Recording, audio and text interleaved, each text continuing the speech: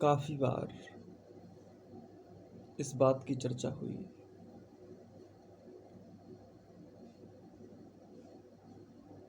कि जीवन अनिश्चित होता है, निश्चित नहीं होता। और इस बात की चर्चा करते करते हमें इस बात को भी गौर से समझना पड़ेगा कि क्या इस अनिश्चितता में कोई निश्चितता नहीं? क्या ये अनिश्चितता अकेली है? क्या ये अनिश्चितता ही बनी रहती है? कभी निश्चित कोई नहीं हो सकता? क्या कोई भी निश्चितता नहीं है? देखो,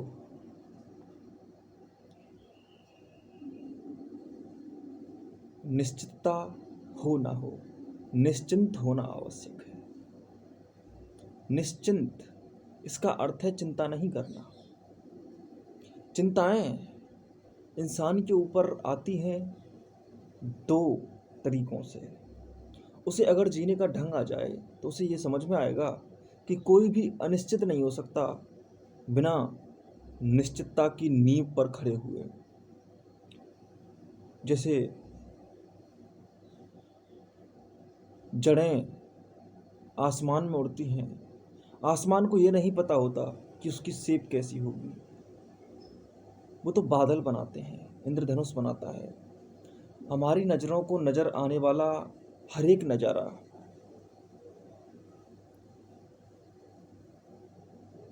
आकाश नहीं है,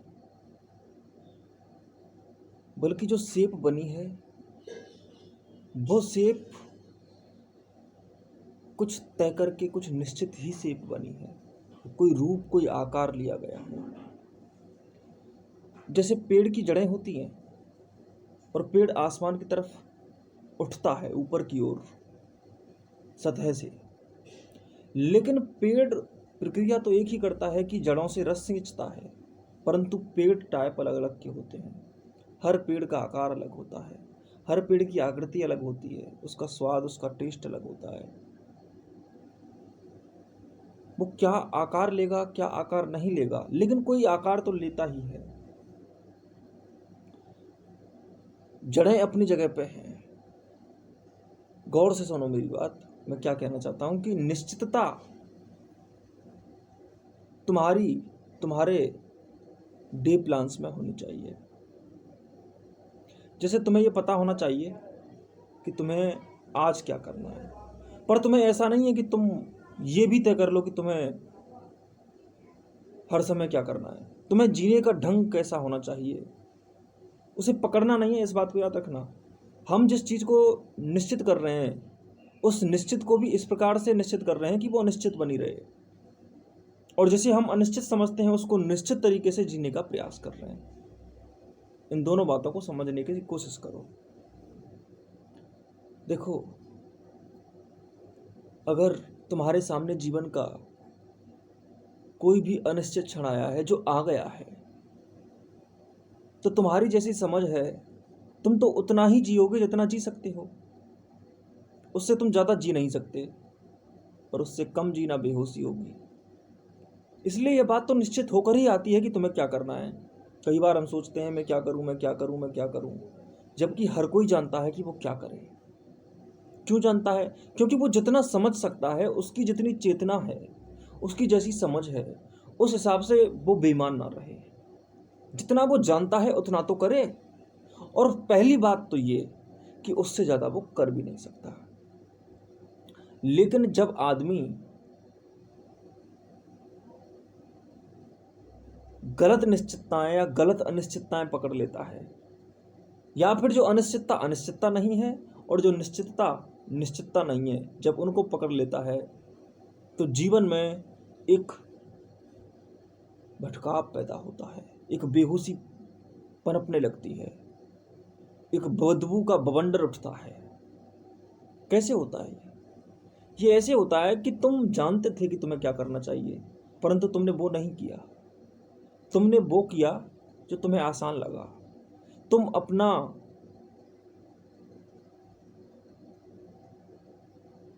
मुंह छिपाकर भागे, और तुम जो जानते थे वो तुम नहीं किए। कई बार ऐसा भी होता है कि आदमी जितना होता है उससे ज़्यादा करने की कोशिश करता है। या तो आसान चुनता है, बात आसान या कठिन की नहीं होती है, कठिन या आसान नहीं होती चीज़ें, तुम्हारे समकक्ष सापेक्ष होती हैं। रिलेटिविटी तुम पर निर्भर है, तुम पर, सिर्फ सिर्फ और सिर्फ तुम पर, और तुम्हारे जीवन की सापेक्षता तो तुमसे बहती है। इसलिए तुम ये हर बार जानते हो कि तुम्हें क्या करना चाहिए। ऐसा कभी नहीं होता कि तुम ना जानो कि तुम्हें अब क्या करना चाहिए, क्योंकि देखो वही करना चाहिए जो करना चाहिए। मैं तो एक ही तकिया कलाम जानता हूँ। कोई पूछे अब क्या करें, बहुत से लोग तो ऐसे चिंताग्रस्त रहते हैं, यार क्या करें। उनके मुंह से यही वाक्य निकलता रहता है, क्या करें। यूं यूं खोपड़ी पकड़ लेते हैं, क्या करें, जिंदगी बर्बाद हो गई, क्या करें, क्या करें। अरे ये कोई पूछने की बात है। और फिर कई बार ऐसा होता है कि बहुत लोग बड़े बुद्धिमान बनते हैं, वो फिर बुद्धि लगाते हैं कि क्या करें, क्या किया जाए। अगर काम ही बुद्धि लगाना है तो बुद्धि लगाई जाए, वो एक बात अलग हो गई। जरा गौर से सुनना मैं क्या कहना चाहता हूं। क्या करें, ये प्रश्न बकवास है। दुनिया का सबसे घटिया प्रश्न है ये कि क्या करें। वही करो जो करना करना है। अब ये इतना सा आसान जवाब होता है, लेकिन ये बात सीधी सीधी इतनी जल्दी समझ में नहीं आएगी लोगों को, क्योंकि लोग इतने जटिल हो गए हैं, इतने कॉम्प्लेक्स हो गए हैं कि उन्हें सिंप्लिसिटी से प्रॉब्लम है। उनके लिए तो सबसे जटिल आदमी वो है जो सबसे सरल आदमी है, और सरल सा जवाब है क्या करना है। अरे क्या, मैं कहता हूं कि जब तक तुम्हें डिसीजन लेने पड़ रहे हैं तब तक तुम पूरी तरह से आज़ाद नहीं हुए। मुक्त आदमी डिसीजन भी नहीं लेता, बल्कि उसका जैसा जीवन होता है उसको पूरा पूरा जीना उसको आ जाता है। लेकिन तुम्हें डिसीजन लेने पड़ते हैं। इसका अर्थ है कि तुम कुछ बुद्धि लगा रहे हो। बुद्धि जब लगानी पड़े इसका अर्थ है कि अभी तुम बुद्धि की दुनिया में ही हो। मैं उन तपस्वियों से बात कर रहा हूं जो कहते हैं कि हम प्रज्ञा पुरुष हैं। अगर तुम प्रज्ञा पुरुष हो तो तुम्हें बुद्धि क्यों लगानी पड़ती है। हर काम सहम सहम कर, डर डर कर क्यों करना पड़ता है। ये बात उनके लिए नहीं है जो लोग अभी बुद्धि की यात्रा कर रहे हैं, मन की यात्रा कर रहे हैं।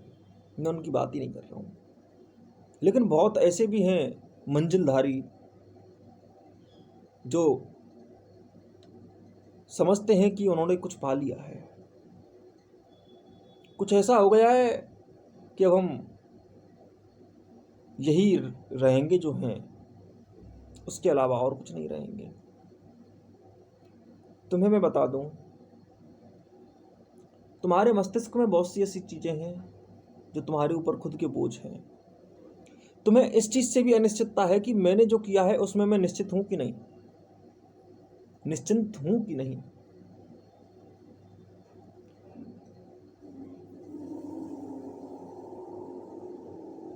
आदमी अपने आप पर बहुत बार भरोसा ना करके भी भरोसा करने का मुंह बनाकर मुखौटा पहनता है। अपने से बहुत ज़्यादा लोग मुखौटा पहन कर रहते हैं। अधिकतर लोग अपने से छिपते हैं, और अधिकतर जो समझदार होते हैं वो ज़्यादा मुखौटा पहनते हैं। सरल आदमी मुखौटा नहीं पहनता। लेकिन जैसे जैसे कॉम्प्लेक्सिबिलिटी बढ़ती जाती है, जैसे जैसे वो कुछ पढ़ लेते हैं, जैसे जैसे वो दो एक बातें भी सीख लेते हैं, वो समझते हैं जाने उन्होंने क्या कर लिया। और बातें दो तीन, कुल मिलाकर तीन चार बातें सीखी हैं ज़िंदगी में, इससे ज़्यादा बातें सीखी नहीं है। और सीखनी जो चीज़ पड़ रही है अब भी तुमको, और फिर कहते हो कि मैंने सब कुछ सीख लिया, पर सीखने की ज़रूरत क्यों है तुम्हें। जीवन के रंग, जीवन का भाव वैसा नहीं होता जैसे तुमने तय कर रखा है। उसमें बहुत सी बातें ऐसी हैं जो नई होंगी, जो पुरानी नहीं होंगी, जो तुम्हारे हाथों से पकड़ी नहीं जाएंगी, बल्कि तुमने जितनी पकड़ें पकड़ रखी हैं उन पकड़ों से उनका कोई मेल भी नहीं होगा। जिंदगी ऐसी बनकर आती है जैसी तुमने कभी सोची भी नहीं थी। जिंदगी तुम्हारे दो वाक्यों के भीतर नहीं छिपी हुई। जीवन कुछ और होता है, जीवन कहीं और से बहता है। जीवन की रसधारा वैसी नहीं है जैसी तुम समझते हो।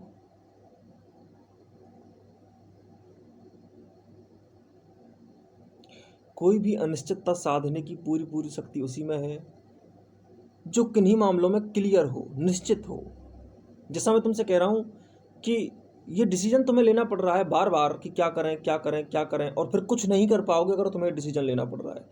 क्योंकि डिसीजन भी अगर लेने का तुमने कभी भी अभ्यास नहीं किया है, बुद्धि की यात्रा नहीं की है, जिसने बुद्धि की यात्रा की होगी, तुम तो बस मन की यात्रा कर कर फ्री हो जाते हो।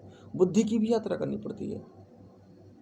बुद्धि की यात्रा में बुद्धि इतनी प्रखर हो जाती है कि बुद्धि अपने आप डिसीजन लेती है। तुम्हें पता है जो रैशनलिस्ट लोग हैं वो रैशनलिस्ट हैं ही नहीं, क्योंकि बुद्धिवादियों को बुद्धि लगानी पड़े ये तो उनकी शोभा है, लेकिन मैं इसको अशोभा मानता हूं। बुद्धि पर जिसने काम किया है वो बुद्धि के पार जाना चाहिए, क्योंकि बुद्धि अल्टीमेटम नहीं है।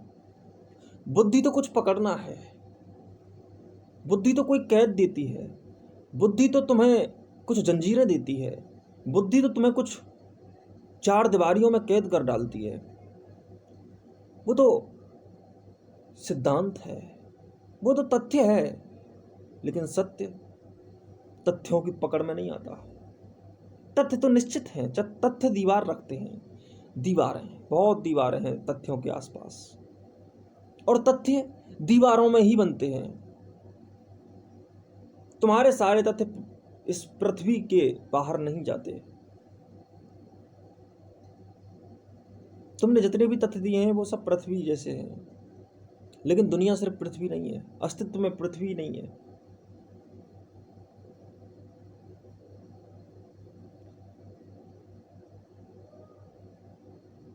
देखो,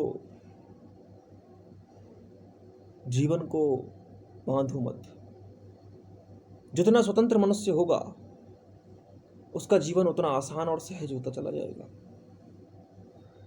कैसे? ऐसे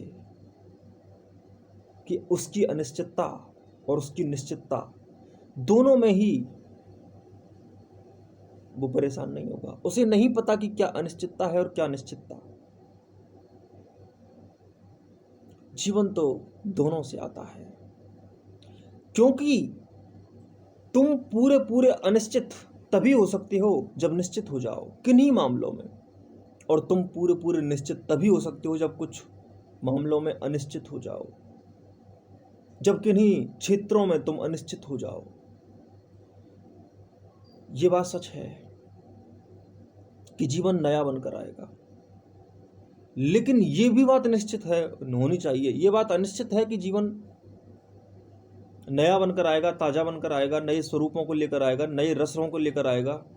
लेकिन मैं जब उसको पीऊंगा तो मैं अपने हाथ में गिलास जरूर रखूंगा। निश्चित रूप से गिलास रखो, ये निश्चितता है। वो प्याला हवा में नहीं उड़ता। और अगर तुम निश्चित बनकर निश्चितता को जीने नहीं गए, निश्चित बनकर अनिश्चितता को जीने नहीं गए, तो तुम फिर ऐसे जूस पियोगे जैसे हवा में उड़ रहा हो। बूंदों को कितना मुंह में लोगे? पात्र तो चाहिए। और जीवन के रस को पीने के लिए पात्र होना पड़ता है तुम्हें, और पात्र ही पी सकता है, क्योंकि पात्र ही जब तुम्हारे पास नहीं है तो पियोगे किससे? पात्र निश्चित होना चाहिए, और जब तक तुम्हारे पास पात्र नहीं है तब सिर्फ पात्र लेने जाओ। जब तक जाने नहीं हो जानने जाओ। जानना ही पात्रता है। जान जाओगे तो पात्र हो जाओगे,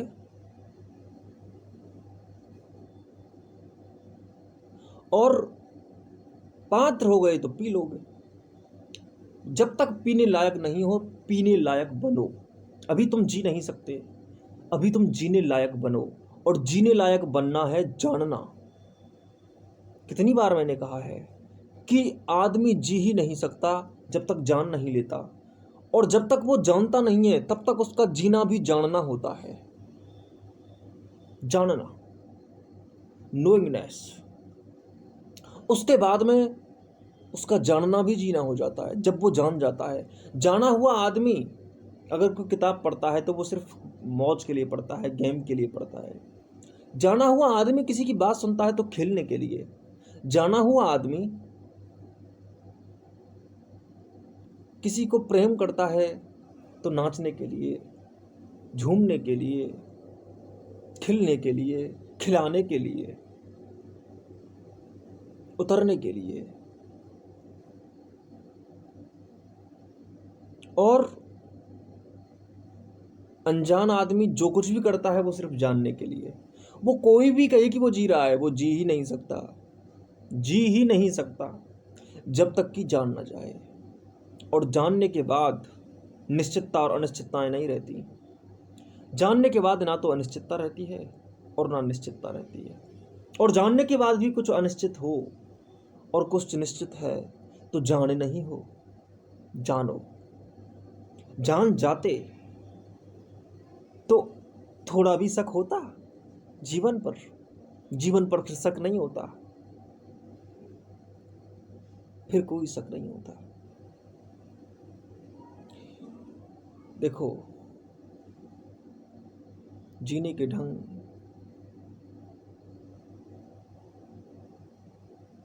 बहुत ही ताजा होने चाहिए, उनमें बासापन नहीं हो सकता। ज्यादा निश्चितता पकड़ी चाटी तो याद रखो कि तुम अनिश्चितता को खत्म कर दोगे, और तुम फिर कोशिश करोगे समुद्रों को कटोरे में भरने की। और समुद्र कटोरे में नहीं भरे जाते, और अनिश्चित जीवन तुम्हारी 2-4 बातों की निश्चितता के कटोरे में नहीं आता। लेकिन तुम ऐसा ही करते हो। तुम ताजगी को, अनिश्चितता को, ईश्वर को, खुदा को, अल्लाह को, क्षण को, कल को,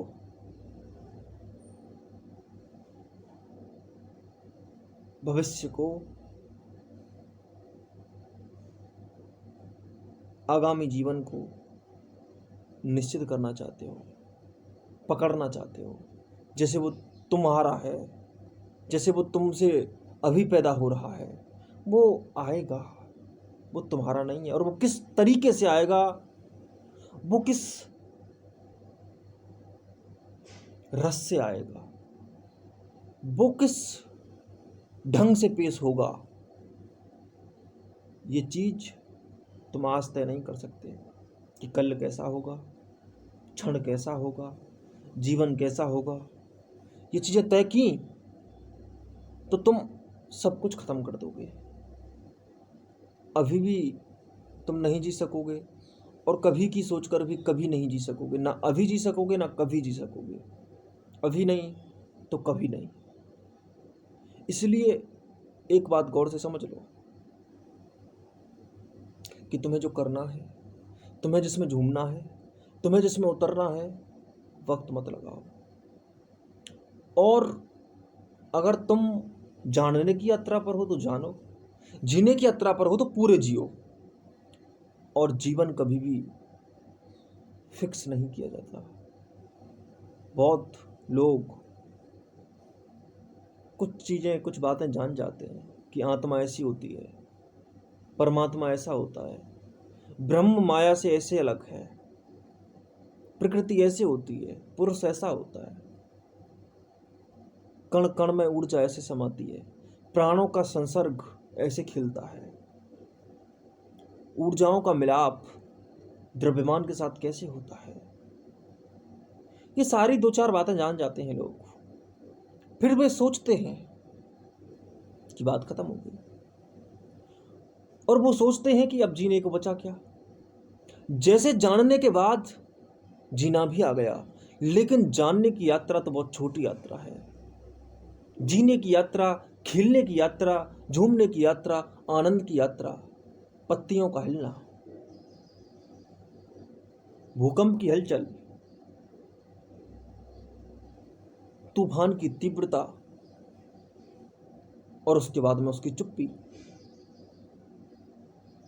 और उससे पहले भी। ये सारी बातें, इनसे जब गुजरोगे तुम्हें पता लगेगा जीवन कभी समाप्त नहीं होता। कुछ लोग तो स्ट्रेस में चले जाते हैं क्योंकि उन्होंने जान लिया, जिसमें जीवन जीने की इच्छा शक्ति खत्म हो जाती है, जिसमें जीवन की लगन मर जाती है, वो भी मर जाता है जो आगे नहीं जानना चाहता।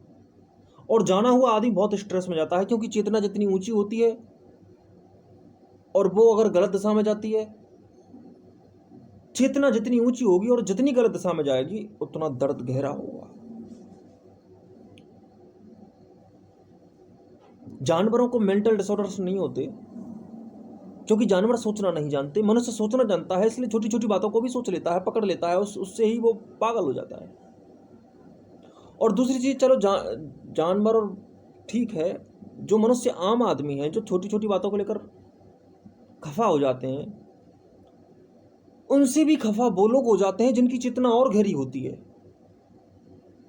जिनकी चेतना और गहरी होती है उनको और गहरा दुख होता है अगर गलत दिशा में होते हैं तो। उनके ऊपर ऐसा बोझ होता है क्योंकि वो हर बोझ जानते हैं। वो ये भी बोझ जानते हैं कि अगर ये जीवन मेरा नष्ट हो रहा है इसी क्षण में, तो मैं बहुत बर्बाद हो रहा हूं। तो उन लोगों को और भी गहरे बोझ, जो प्रकृति को जानता है, जो जीवन के व्यर्थ होने से डरता है और जीवन को जीना चाहता है फिर भी नहीं जीता, तो ऐसा व्यक्ति और ज्यादा दुविधाग्रस्त हो जाता है, बोझिला हो जाता है। जितनी गहरी चेतना होगी वैसा इंसान नहीं खेला तो फिर वो पागल हो जाता है। आध्यात्मिक दुनिया ने बहुत लोगों को पागल किया है और ज्यादातर लोग पागल ही थे। अच्छी बात है कि उनका जीवन उन लोगों से बड़ा था जो आम जीवन था, लेकिन कई मामलों में वो अपने से जी नहीं पाए। अपने से जीना, अपने से जूझना, और जूझना इसलिए पड़ता है क्योंकि वो वैसे बहते नहीं जैसे वो हैं। काश वो वैसे बह सकते जैसे वो हैं। जितनी गहरी एंजाइटी, जितना गहरा डिप्रेशन एक आम आदमी को होता है, उससे भी कहीं गहरा डिप्रेशन गहरी चेतनाओं को होता है। क्यों होता है? क्योंकि वो तो ऐसी ऐसी बातें जानते हैं गहराई से कि ये चीज खराब हो गई तो मामला खत्म। जीवन का एक भी क्षण बर्बाद हो गया तो मामला खत्म। और एक क्षण बर्बाद भी करते हैं वो, तो फिर उनको बहुत बुरा लगता है। इतना बुरा लगता है जितना बुरा उनको बुरा भी बहुत बुरा लगता है। उनकी हर चीज गहरी होती है, उनकी अच्छाई गहरी होती है तो उनकी बुराई भी गहरी होती है। ध्यान रखना इस बात को। लोग हर चीज से निजात पाना चाहते हैं। कोई अच्छाई से जुड़ना चाहता है और बुराई से निजात पाना चाहता है। कोई बुरा बनकर लोगों को दिखाना चाहता है कि हम भी बुरे हो सकते हैं। कुछ लोग बदला लेते हैं। कुछ लोगों का माइंड सेट ऐसा हो जाता है कि वो दूसरे को जब तक छोटा ना दिखा दें, उनको जीने का अर्थ महसूस ही नहीं होता। जीवन की बहुधाराएं हैं।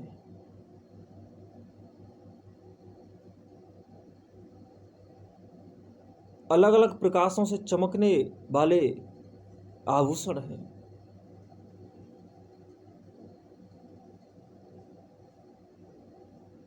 अलग अलग रंगों की रोशनियां हैं। कहीं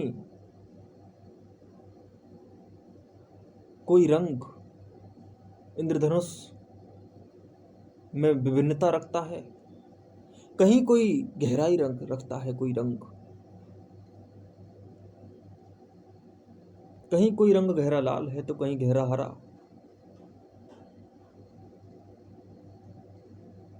कहीं फीकापन है, कहीं सतही रंग हैं जो ज़्यादा गहरे नहीं हैं।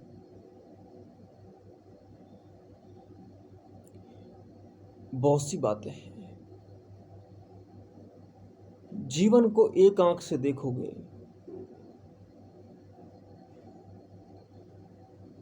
तो आधा दिखाई देगा।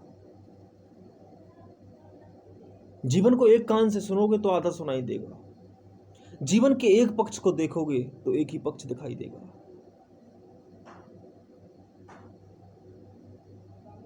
एक पक्ष। मुझे अल्बर्ट आइंस्टीन की एक बात बहुत अच्छी लगी।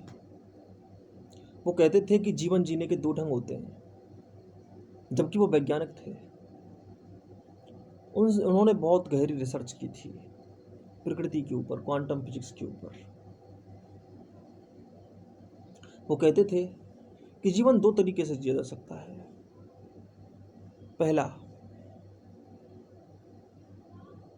अगर तुम ये समझो कि अस्तित्व में कोई मिरेकल नहीं, कोई जादू नहीं, कोई चमत्कार नहीं,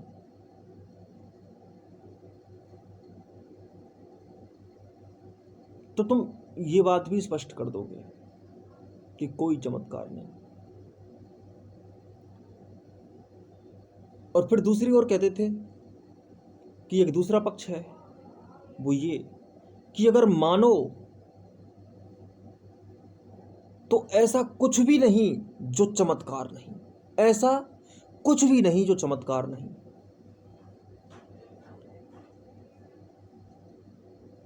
सब कुछ चमत्कार है। अब सुनो मेरी बात। ये वाक्य ठीक है, उन्होंने तो बस इसलिए कहा था क्योंकि वो रिसर्च करते करते पाए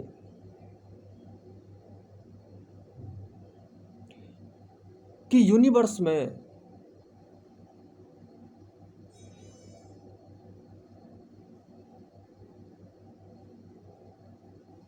अनजानापन बहुत है। जितना मैं जानता जा रहा हूं उतना ये और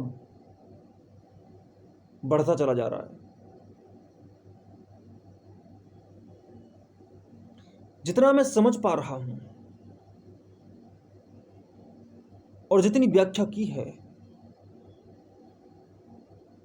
वो व्याख्या ऐसा लगता है कि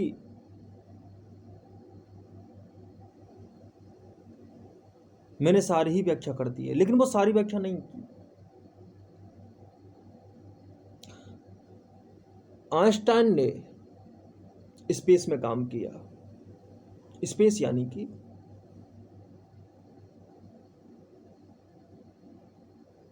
आकाश का वह क्षेत्र जो निश्चित हो गया है, जिसे मैं अनिश्चितता और निश्चितता की बातें कर रहा था। एक विशेष ग्रह का एक विशेष एनवायरनमेंट होता है, विशेष एरिना में विशेष प्रॉपर्टीज होती हैं। उसके आसपास की जो जगह है, उसका जो आयन मंडल है, उसका जो वायुमंडल है, मैं नहीं कह रहा हूं कि हर ग्रह पर वायुमंडल होता है, वहां की तासीर, वहां का ढंग, वहां का जीवन, वहां का कण, वहां की मिट्टी के गुण, वहां की गैस के गुण, वहां के लिक्विड के गुण, वहां जो भी एनवायरनमेंट है, जिस भी ग्रह पर, मैं उसकी बात कर रहा हूं। जिस भी ग्रह पर जो भी वातावरण है, मैं उसकी बात कर रहा हूं। और उसके आसपास के जितने भी उसके प्रॉपर्टी पैदा होती हैं, पृथ्वी के आसपास के क्षेत्र में या पृथ्वी पर जो गुण धर्म है, जैसे स्वयं मनुष्य पृथ्वी के अलावा कुछ नहीं है। प्रकृति में जो भी चल रहा है, पृथ्वी उसका एक हिस्सा मात्र है, और उसी पृथ्वी का हिस्सा और उसी पृथ्वी से पूरी तरह से मनुष्य बंधा हुआ है। तुम पृथ्वी ही तो हो। तुम पृथ्वी के अलावा क्या हो? कुछ भी नहीं। तुम पृथ्वी के अलावा कुछ भी नहीं हो। तुम्हारी ब्लड सर्कुलेटरी सिर्फ इस पृथ्वी की वजह से काम करती है और इसी पृथ्वी पर काम करती है। तुम्हारी धमनियों में, तुम्हारी सिराओं में बहने वाला रक्त यही काम करता है।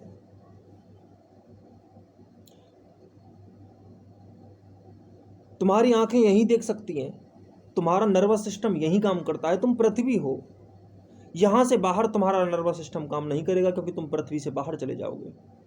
पृथ्वी के गुणों से बाहर जाओ, तुम्हें पता चल जाएगा कि स्पेस और आकाश में क्या अंतर होता है। स्पेस अलग होते हैं, हर ग्रह का अपना स्पेस होता है, और मैं तो ये कहूँगा कि हर कण का अपना स्पेस होता है, हर कण का।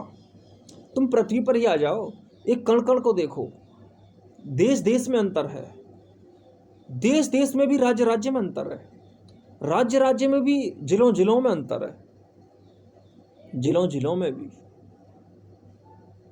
ब्लॉक ब्लॉक में अंतर है, ब्लॉक ब्लॉक में भी कॉलोनी कॉलोनी में अंतर है, कॉलोनी कॉलोनी में भी मकान मकान में अंतर है, परिवार परिवारों में अंतर है, परिवारों में भी परिवार के मेंबरों में अंतर है, परिवार के मेंबरों में भी। छोड़ो, तुम खुद पर आ जाओ। तुम्हारे खुद में जो तुम्हारा जो शरीर है उसकी बारे में तुम खुद पूरा नहीं जानते। तुम में अपने आप में ही बहुत अंतर है। तुम हो ही नहीं जो तुम सब अपने आप को समझते हो। बहुत मामलों में तुम शरीर नहीं हो, बहुत मामलों में तुम मन नहीं हो। तुम्हारा मन तुम्हारा शरीर सब बिखरा पड़ा है, तुम खुद ही कहाँ संभले हुए हो।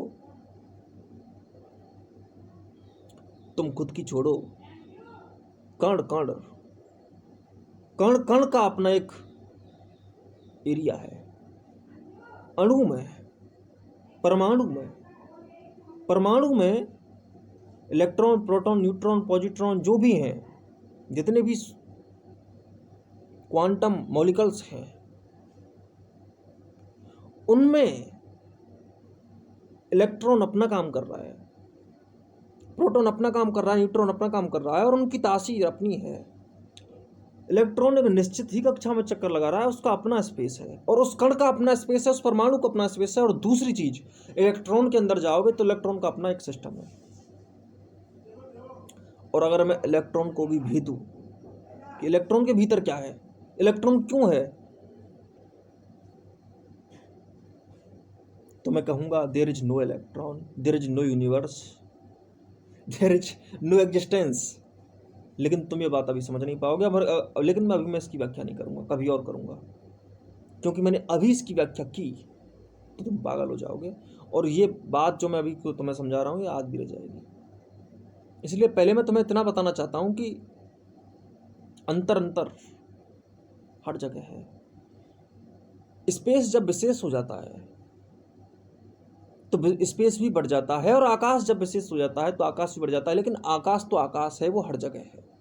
आकाश में स्पेस बटे हुए हैं, बृहस्पति का अपना स्पेस है, बुध का अपना स्पेस है, गैलेक्सियों का अपना स्पेस है, क्लस्टर सुपर क्लस्टर का अपना स्पेस है, हर जगह का अपना स्पेस है,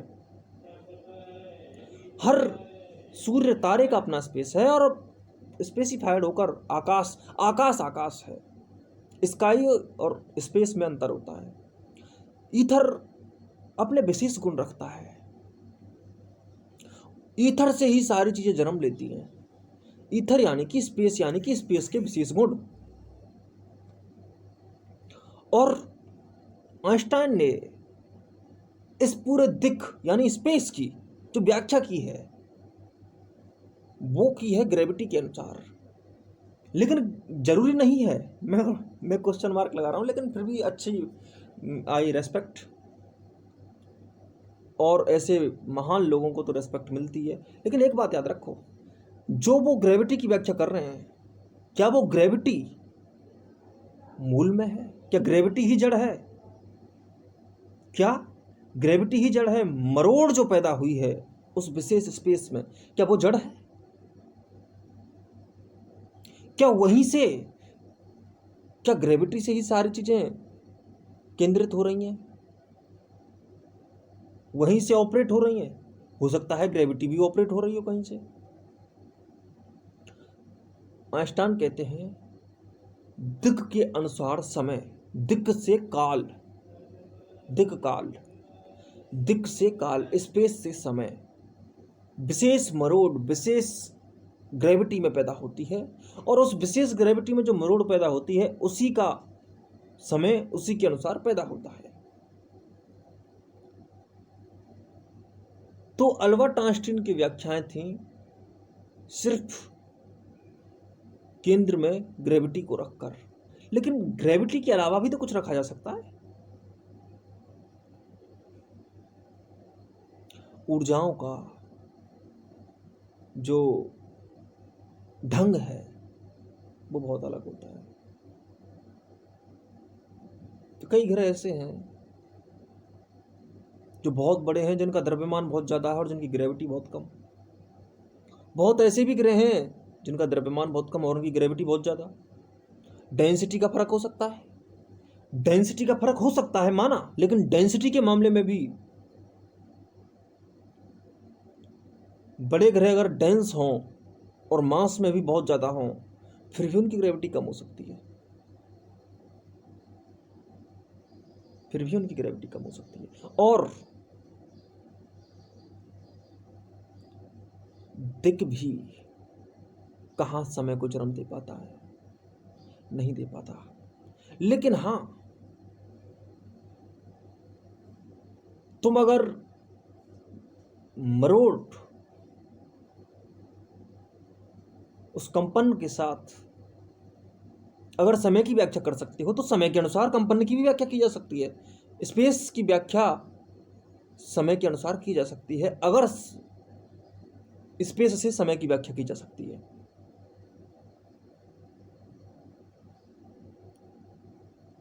अल्बर्ट आइंस्टाइन को गहरे से गहरे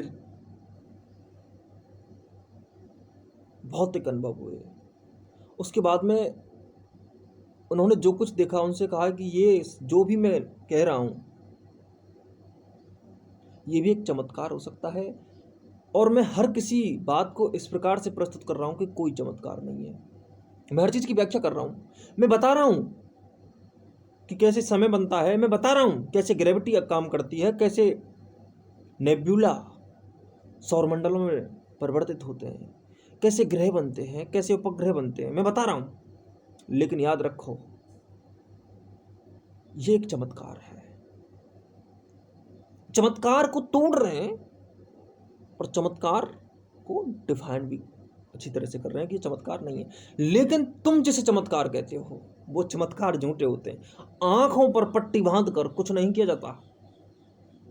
आइंस्टाइन कुछ तो कर रहे हैं, लेकिन तुमने कुछ भी नहीं किया। हमारे देश में तो फिर तुम पूछो ही मत। यहां तो क्या क्या चल रहा है। यहाँ के लोग ना तो चमत्कारी हैं और ना भौतिकवादी, ना यथार्थवादी हैं, ना अनुभववादी हैं, ना बुद्धिवादी हैं, ना प्रकृतिवादी हैं। इनमें तो कोई बात ही नहीं है। इनमें कोई बात छोड़ो, बात ही नहीं है, बात ही नहीं है। इनकी कल्पनाएं भी कल्पनाएं नहीं है। तुम जरा गौर से देखो, कल्पना भी कर सकते हैं। अरे इनमें कल्पना की शक्ति होती तो यही होते। कल्पना एक शुद्ध विज्ञान है। तुम ये मत समझना कि मैं अनुभववादियों को छोड़ दूंगा या बुद्धिवादियों को छोड़ दूंगा, उनको भी नहीं छोड़ूंगा। क्योंकि कोई भी सिद्धांत कल्पना के बिना पैदा नहीं होता, शुद्ध कल्पना। तुम कहो कि नहीं नहीं नहीं जी, हम न्यूट्रलिटी रखकर सोचते हैं, तो सोचते तो हैं। दुनिया में कोई भी तथ्य कल्पना के बिना पैदा नहीं होता, क्योंकि तुम एक तथ्य से दूसरे तथ्य भी तो निकालते हो। एक तथ्य से दूसरे तथ्य पर तथ्य से थोड़ी पहुंचते हैं, कल्पना से पहुंचते हैं।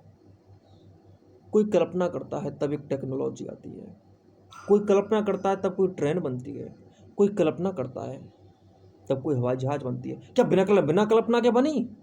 क्या सिर्फ फैक्ट से बनी? फैक्ट भी कल्पना सिखाना करना ही तो सिखाते हैं। दुनिया में सोचने की शक्ति खत्म हो जाए अगर कल्पना खत्म हो जाए। दुनिया की सारी बुद्धियां कल्पनाओं से निकली हैं, अनुभव से निकली हैं। और इतनी मूर्खता की बात है कि अनुभववादी अलग हैं, बुद्धिवादी अलग,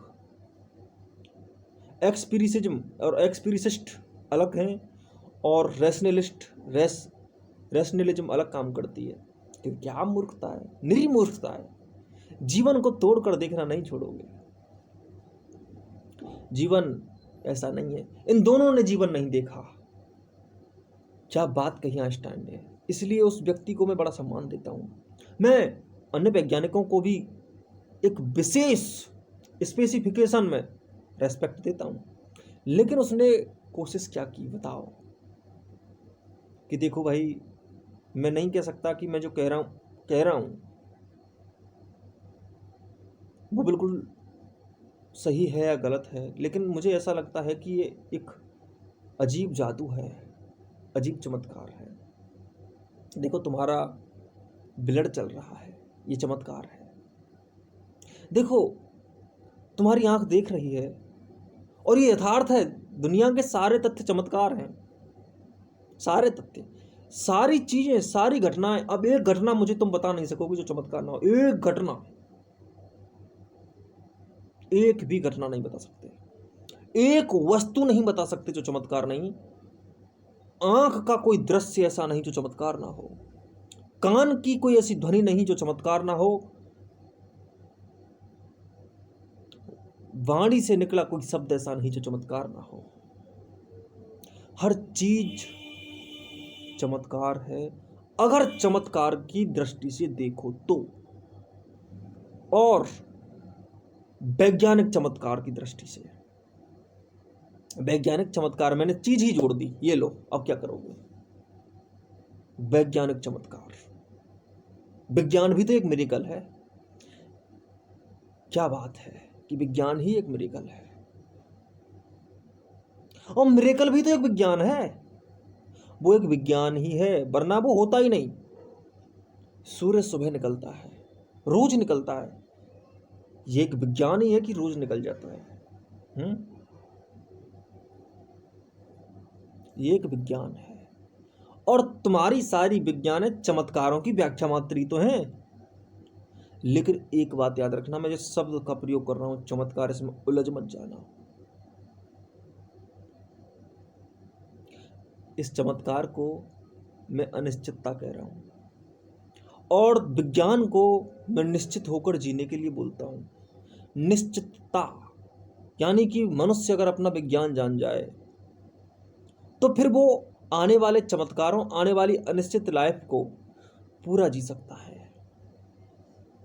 पूरा जी सकता है। परंतु अपना विज्ञान जाने, जितना जान सकता है उतना जाने, और विज्ञान आगे बढ़ता रहे, अपना भी विज्ञान आगे बढ़ता रहे, और हर तरीके का विज्ञान आगे बढ़ता रहे।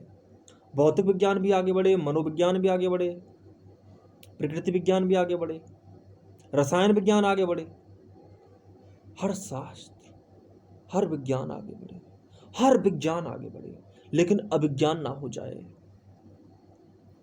और अविज्ञान तो उसमें रहेगा, कभी छोड़ा नहीं जा सकता। क्योंकि देखो, कागज के पन्नों में जीवन के कर्तव्य नहीं निभाए जाते। कागज के पन्ने कुछ बातें बोलते हैं, लेकिन सिर्फ बोलते हैं। देखो, जीवन वैसा नहीं होता। कोई आदमी कहे, सब कोई जानते हैं, हर शास्त्र बोलता है कि सच्चे हो जाओ, लेकिन जब जीने जाओगे तो पता चलेगा सच्चा नहीं हुआ जा सकता। तुमसे कहा जाता है सत्य बोलो, सत्य बोला जाता, सत्य बोल का सत्य बोलो में आ जाता, सत्य बोला ही नहीं जा सकता। तुम्हें जानकर हैरानी होगी, झूठ भी नहीं बोला जा सकता। चकराना मत, तुम काश पूरा झूठ बोल पाते, दोनों ही चीजें तुम नहीं कर सकते। तुम पूरा झूठ भी कब बोलते हो, और तुम पूरा सत्य भी कब बोलते हो। सत्य बोलने में आता भी कब है, और झूठ बोलने में कब आता है। झूठ अगर बोलने में आ जाता तो झूठ होता, झूठ होता। झूठ है ही नहीं तो वो बोलने में कैसे आ सकता है। और फिर कहां कोई झूठ बोल रहा है। जब झूठ है ही नहीं तो फिर बोला कैसे जा सकता है। झूठ का कोई अस्तित्व भी नहीं है। तुम तो बार बार कहते हो कि झूठ होता ही नहीं है। देखो जी, क्रोध तो मनुष्य की मनोविज्ञान से पैदा हुआ है, क्रोध नहीं होता है, क्रोध तो होता ही नहीं है। ये तो एक हमारा कंफ्यूजन है। मोह नहीं होता है, ये भी एक हमारे मन द्वारा बनाया हुआ कंफ्यूजन है। माया नहीं होती, माया मालूम होती है, माया नहीं होती। माया नहीं होती फिर भी वो होने जैसी लगती है। हम प्रोजेक्शन दे देते हैं, प्रक्षेपण दे देते हैं, इसलिए वो माया जैसी लगती है। अब वो हमारा माइंड का प्रोजेक्शन है, इट्स माइंड प्रोजेक्शन। अच्छा, माया नहीं होती। दूसरी तरफ ब्रह्म ही होता है।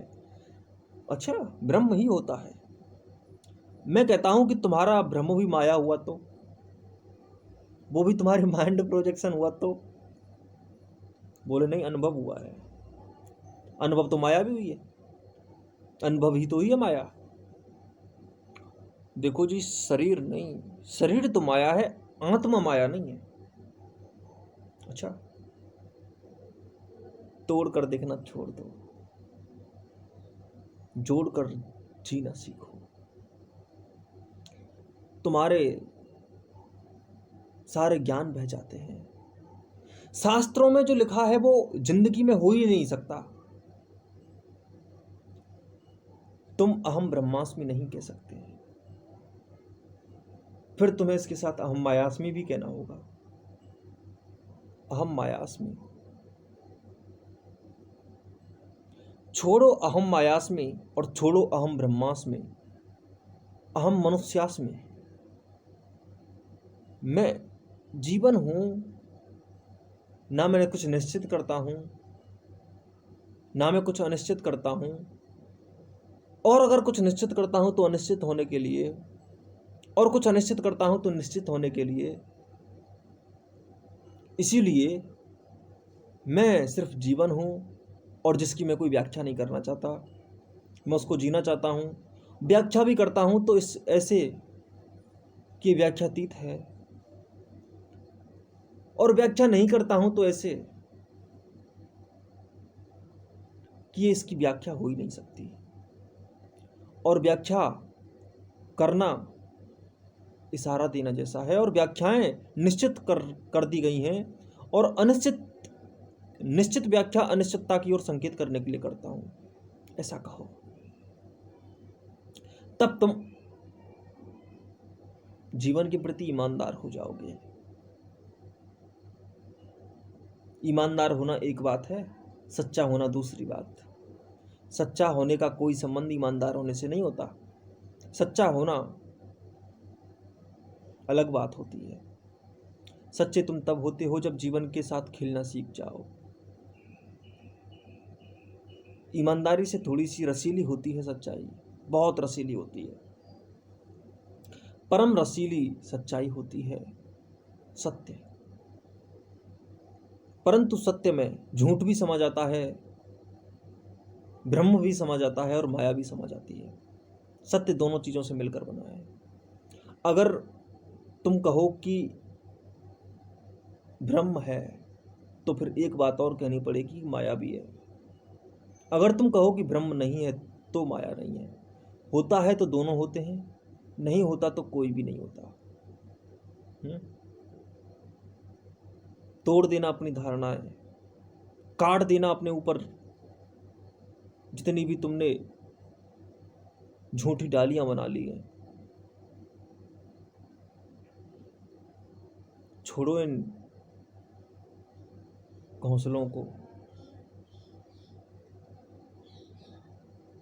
यहां से निकलना है, तुम्हें बाहर आना है।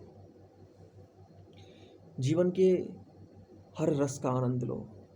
केवल जन्म चाट कर मत बैठ जाओ, मृत्यु का रस भी चाखो। और केवल मृत्यु चाट कर मत बैठ जाओ। बहुत लोग जन्म को बोझ समझते हैं और मृत्यु को वैल्यूएबल। बहुत लोग मृत्यु को बहुत ज्यादा वैल्यू देते हैं। बहुत लोग कहते हैं कि जन्म तो बंधन है, जन्म लेना ही मनुष्य का बहुत बड़ा बोझ है। अच्छा, मृत्यु बोझ नहीं है, वो मुक्ति है। वाह। बहुत लोग कहते हैं कि बंधन बड़ी कैद है। आ हा हा, कितना डर लग रहा है। बहुत लोग कहते हैं मुक्ति में बड़ा मजा है। अच्छा, वो भी एक बंधन है। जब तुम्हारा हर बंधन एक झूठा सिद्धांत था, तो तुम्हारी मुक्ति एक झूठा सिद्धांत क्यों नहीं हो सकती?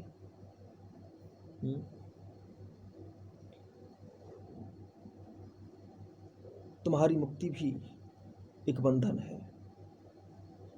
वहां तुम निश्चित हो गए हो कि मैं मुक्त हो गया हूं, वहां कोई मुक्ति नहीं होती। जीवन में ना तो कुछ मुक्ति है और ना कुछ बंधन। अगर बंधन के साथ जीना आ जाए, अगर मुक्ति के साथ जीना आ जाए, तो जी आदमी दोनों में लेगा। और अगर जीना ना आए तो ना बंधन में जी पाएगा और ना मुक्ति में जी पाएगा। जीवन के रहस्य समग्रता लिए हुए हैं, रस लिए हुए हैं। हर चीज का आनंद लो, हर चीज का। जन्म के होने का, मृत्यु के गीतों का, फूल के खिलने का और मुरझाकर गिरने का। मुरझाने से गिरने का तुम कहते हो कैसे आनंद लिया जा सकता है? लिया जा सकता है, क्योंकि तुमने ही कहा है कि नहीं लिया जा सकता।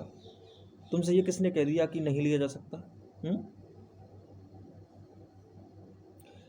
तुमसे क्योंकि किसी ने ये कहा कि सिर्फ फूल के खिलने का ही आनंद लिया जाता है, इसलिए तुम ये भूल गए कि उसके मुरझाने का भी आनंद लिया जा सकता है। तुमसे सिर्फ इतना कहा गया कि जन्म का आनंद लिया जा सकता है, मृत्यु का आनंद नहीं लिया जा सकता, इसीलिए तुमने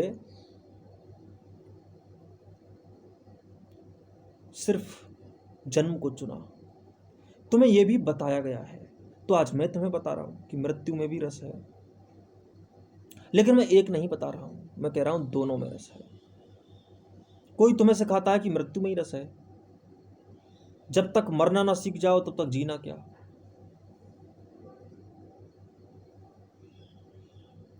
फिर लोग ऐसे मरते हैं कि जीना भूल ही जाते हैं। और कुछ लोग जीने को इतना चाहते हैं कि मरना भूल जाते हैं।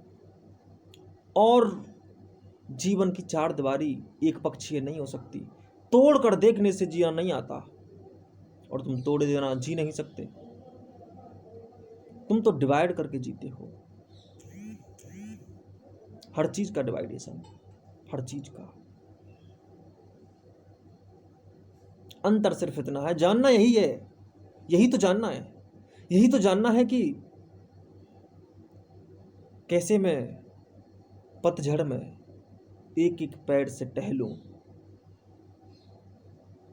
कैसे मैं अपनी आंखों से पतझड़ में छिपा बसंत देखूं, क्योंकि पतझड़ ही बसंत की संभावना है। पत्तों के झरे बिना नए पत्ते नहीं आते। तुम सड़े सड़ाए पत्ते पेड़ों पर रखे रहो, तुम सोचो कि नए पत्ते आएंगे। पीपर के पत्ते का क्या रंग होता है, और वो सिर्फ ताजे पत्ते का होता है। बासे पत्ते का रंग अच्छा नहीं लगता। जो बच्चा ताजा पैदा होता है वो कितना फूल जैसा होता है। क्योंकि मृत्यु जीवन की जरूरत है। जीवन ताजगी तभी आती है जब मृत्यु ताजा हो, जब मृत्यु से नफरत ना हो। आदमी सिर्फ एक पक्ष देखता है। वो चाहता है कि दिन तो आए पर रात ना आए। अरे रात का अपना मजा है, उसमें सोया जाता है, उसमें उसमें एक ठहराव है। तुम्हारी दिन की चंचलता रात के ठहराव के बिना कैसे चलेगी? दोनों बातें आवश्यक हैं। जीवन पूर्णता लिए हुए है, पूर्णता। और जब सब चीज मिलती है, आग पानी से प्यार करने लग जाए, सागर की सतह पर सूर्य की रश्मियां जब आती हैं और उसको टच करती हैं, तब जीवन पैदा होता है। उसे कहते हैं प्रेम। उन किरणों का सागर के ऊपर टकराना एक रंग पैदा करता है, और वो रंग जीवन का प्रतीक है। ओस की बूंदों में जब इंद्रधनुष दिखने लगे उजाले के साथ सुबह के समय, वो जीवन का प्रतीक है। रात और दिन, रात प्लस दिन बराबर जीवन। जब रात और दिन मिलें तो जब ऊंचा काल आए, वो जीवन है। रात और दिन मिलें जब सायंकाल आए, कितनी सुंदरता होती है। सुबह के समय में और सांझ के समय में कितनी सुंदरता होती है, क्योंकि दोनों मिलते हैं। कभी कभी बिछड़ना भी जरूरी है। दिन के 12 भी बजने चाहिए, क्योंकि तभी रात के 12 बजना संभव है। दिन के 12 बजे रात के 12 बजे होने का आधार है।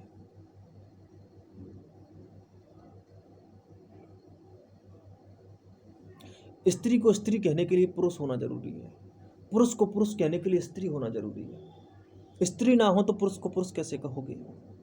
गुणों के कंपनों से पैदा हुई कुछ प्रवृत्तियों के तुमने नाम रख दिए। एक का नाम मनुष्य है, जो दोनों में पाया जाता है, लेकिन उनको डिवाइड करके तुमने दो पार्ट्स में डिवाइड कर दिया, जिसको कहते हैं स्त्री और एक को कहते हैं पुरुष। उनमें कुछ खास अंतर नहीं है। इनमें से मनुष्य कोई नहीं है, अकेला। हर किसी के अंदर पूरा मनुष्य होने की एक प्यास छिपी हुई है। पुरुष प्लस स्त्री बराबर मनुष्य। हर पुरुष में एक स्त्री छिपी हुई है, वो अपनी स्त्री पूरी कर ले, और हर स्त्री में एक पुरुष छिपा हुआ है, वो अपना पुरुष पूरा कर ले, या जो गुण खाली हैं उनको पूरा कर ले। इसका अर्थ क्या है? इसका अर्थ यह है कि पुरुष बहुत से गुणों का प्रधान है। गुण ही होते हैं स्त्री पुरुष। जैसे प्रेम स्त्री प्रधान गुण है, विनम्रता, सौहार्द्रता, ठहराव, ये सारे स्त्री प्रधान गुण हैं। आराम पुरुष प्रधान, महत्वाकांक्षा, चंचलता, जरूरत, आग। पानी सापेक्ष है नारी, आग सापेक्ष है पुरुष, लेकिन दोनों का मिलना जरूरी है। तभी तुम पंचतत्व से एक नई सृष्टि पाओगे।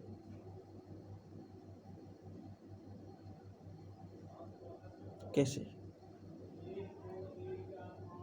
देखो,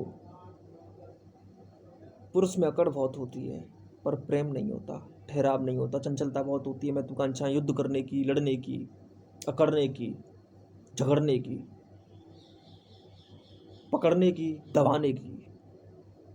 लेकिन जब उसमें प्रेम आता है ना, तो फिर सही वीरता पैदा होती है। अधूरी वीरता सिर्फ पुरुष होता है। जब पूरी वीरता आती है तो उसी पुरुष में शक्ति तो रहती ही है, लेकिन विनम्रता आ जाती है, फिर विनम्र वीर पैदा होता है। इसका अर्थ हुआ मनुष्य पूरा हुआ। सिर्फ ध्यानी, सिर्फ ज्ञानी नहीं, प्रेमी भी जरूरी। प्रेम भी एक जीने का ढंग है, बल्कि दोनों ही जीने के ढंग हैं। अकेला प्रेम अधूरा है, अकेला ध्यान अधूरा है। ध्यान ज्ञान पुरुष प्रधान गुण है, प्रेम भक्ति स्त्री प्रधान गुण है। दोनों का जोड़ मनुष्य पैदा करता है। आदमी किसी स्त्री से नहीं मिलना चाहता पुरुष, किसी पुरुष से नहीं मिलना चाहती स्त्री, लेकिन इसमें उलझा रहता है। क्यों? क्योंकि पुरुष अपने अंदर की स्त्री से नहीं मिला, इसलिए बाहर स्त्रियां चाटता फिरता है। बाहर की स्त्रियों की आवश्यकता इसलिए है क्योंकि अपने अंदर के पुरुष और अपने अंदर की स्त्री से नहीं मिला है पुरुष।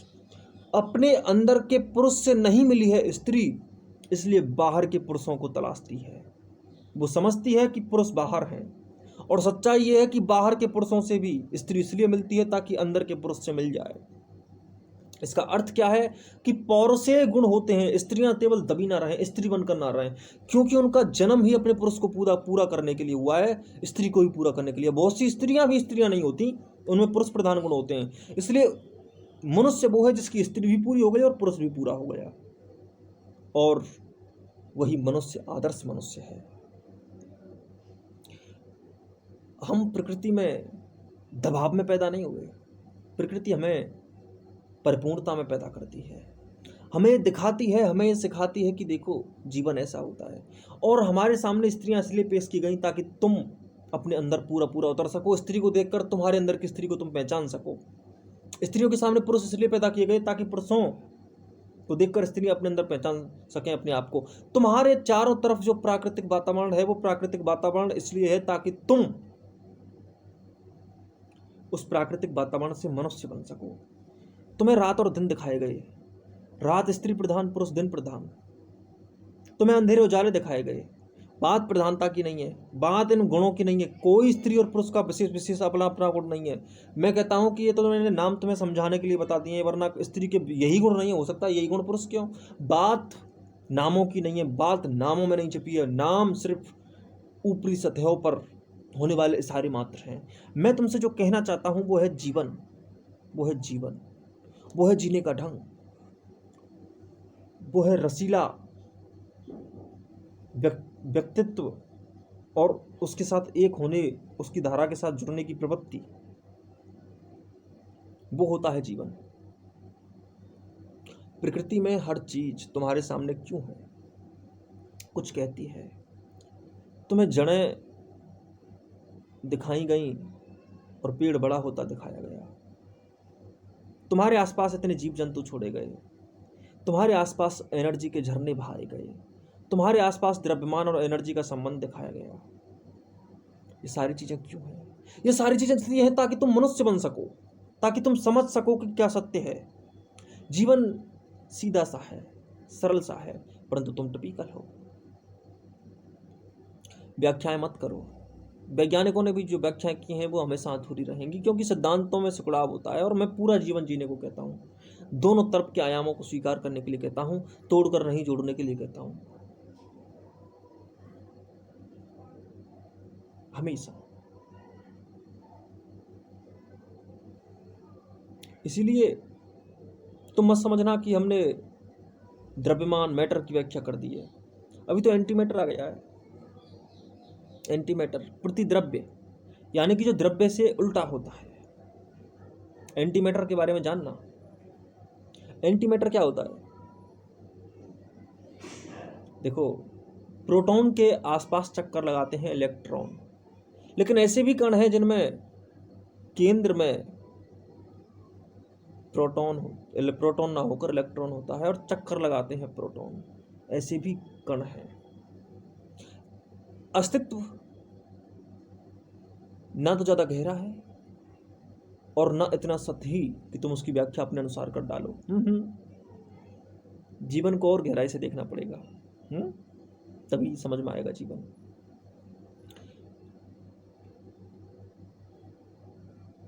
हर जगह जवान होते हुए, युवा होते हुए, हर किशोर, हर युवा में जीवन छलकता है। हर बूढ़े की झुर्रियों में जीवन है।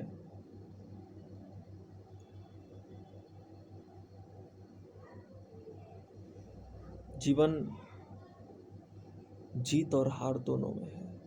जीवन क्रोध में भी है और अक्रोध में भी है। जीवन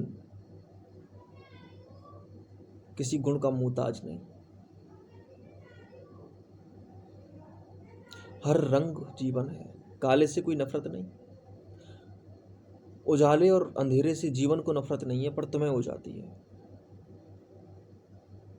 काला बुरा, सफेद अच्छा, सफेद पवित्र, काला अपवित्र। उल्टा कर दो, काला पवित्र, सफेद अपवित्र। मैं तो उल्टा कर देता हूं। क्यों? तुम कहते हो कि दानी होता है सफेद रंग, उसमें सारे रंग होते हैं, फिर भी वो अपने पास कोई रंग नहीं रखता, सारे रंग दे देता है। सफेद रंग कोई रंग नहीं होता। सफेद रंग साधु जैसा लगता है, जो सब कुछ दे देता है अपना।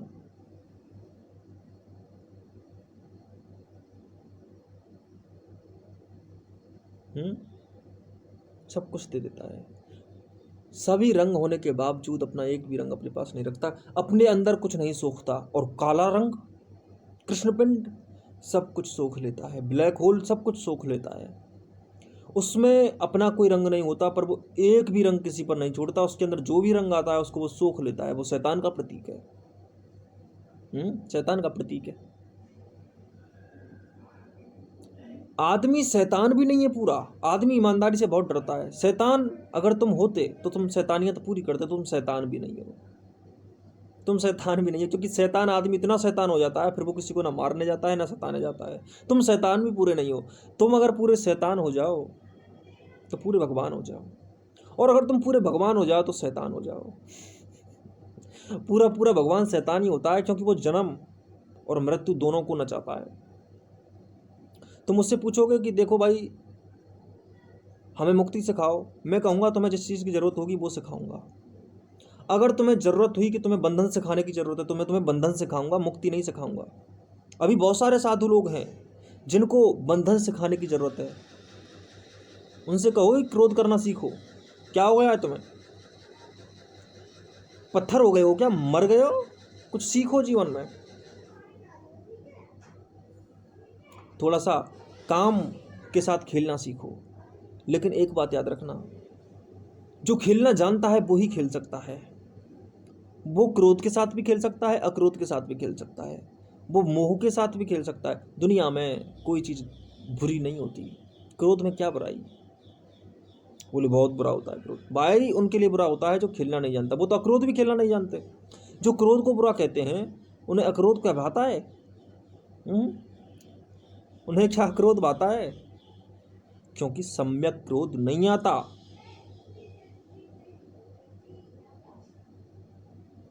सम्यक क्रोध नहीं आता।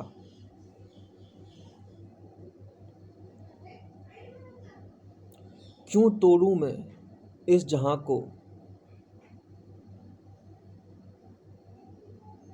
दो टुकड़ों में छेद कर।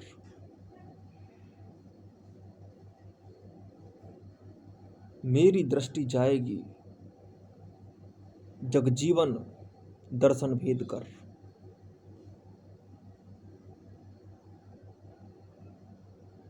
मैंने इसको पिया है इसकी परिपूर्णता के सार से, इसलिए सजकर आया हूं समर कर, देने धुन रस संगीत पूरी तरह से सहेज कर। मैं यही तुमसे बोल रहा हूं कि देखो, कैदों में मत फंसो। कैद अलग अलग तरह की है। तुम पूरे सरल नहीं हो। सहज जीवन बहुत अलग होता है। उसका संबंध तुम्हारे सिद्धांतों से नहीं होता,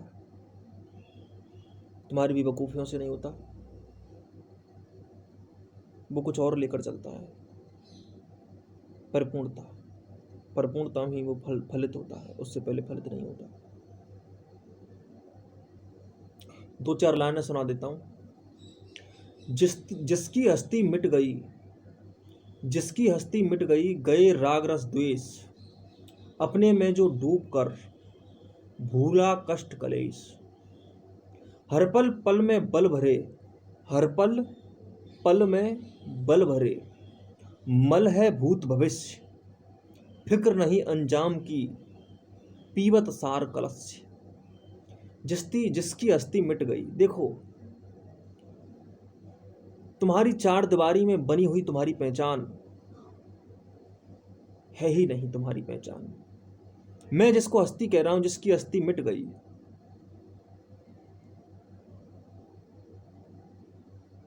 इसका अर्थ है पूरी पूरी हस्ती बन गई, असली हस्ती बन गई।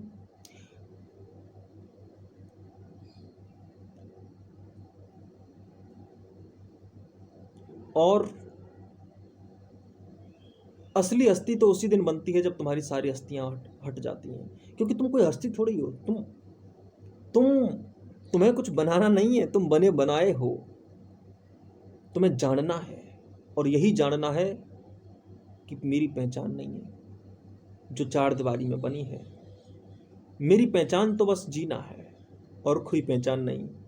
हम एक ही वंश से आते हैं, जीवन वंश। मेरा एक ही कुल है, जीवन, अस्तित्व, सार, रस, अनंत। और कोई मेरा सार नहीं, मेरी कोई पहचान नहीं। ना मैं किसी का बेटा हूं, ना कोई मेरा बाप है। मैं एक जीवन रस जानता हूं, जिसकी धुन में मैं पूरी तरह से डूबा हूँ, बस इतना जानो।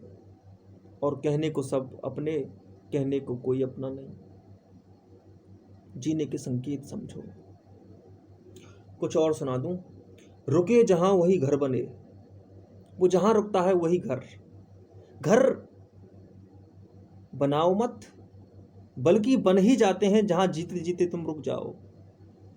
देखो तुम क्या करते हो, तुम सोचते हो कि हमारा एक घर है।